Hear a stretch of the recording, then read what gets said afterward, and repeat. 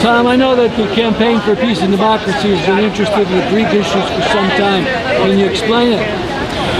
Sure.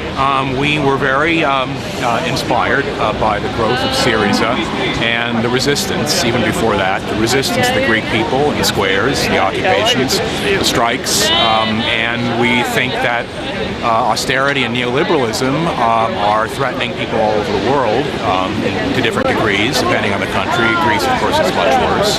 So we wanted to get involved. So we went to Greece, Joanne Landy and I, she's the other co-director of the campaign, a year ago last summer, and then last summer for a second time. Met with a lot of activists, a lot of people who were in Syriza, a lot of leftists who were not in Syriza, and got a good sense of what's going on there, and we've made contacts that we've built on since then. Could you tell us something about these opposition from Syriza, even to the further left? Well, there's Syriza, of course, is a huge organization now. We went to their official founding convention in July. There were 35,000 delegates. I think 3,500 delegates. Okay. They have 35,000 members. Let's get those things confused. And that's big. And there are smaller groups also on the left. There's the Greek Communist Party, which is very sectarian and very separate from all the struggles that are going on, that have been going on, which is unfortunate. And then there's another group called Antarcia, which is a kind of alliance of far-left groups, some Trotskyists, some other that are not in Syriza, but I think often collaborate with it on different struggles. So there's a wide array. And there are many people, of course, who are unaffiliated, anarchists and so on. There's a lot of groups. What are their differences with Syriza? What do they want? Well, I think the main difference is that Antarcia is in favor of leaving the Eurozone.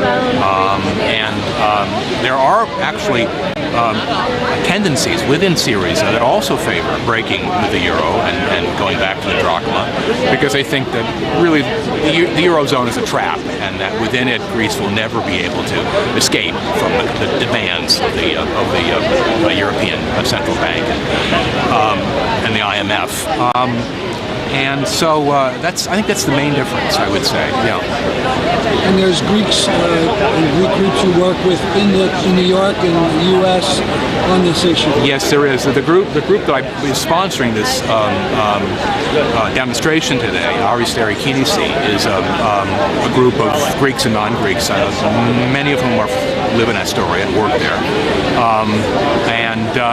It's been around now for a while, and it organizes things like this, as well as educational events, talks.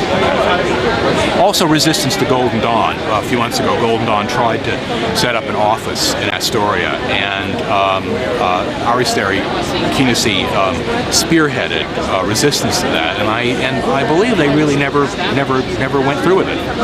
When your folks were in Greece, did they see any evidence of the Golden Dawn?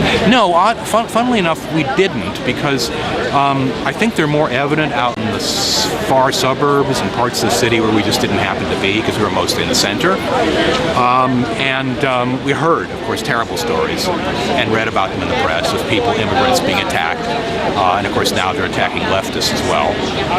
So they were a presence, but we never saw graffiti. Of course, we don't necessarily recognize Greek graffiti for what it says, but you couldn't see swastikas everywhere, that kind of thing. Thank you very much. Thank you, Stan.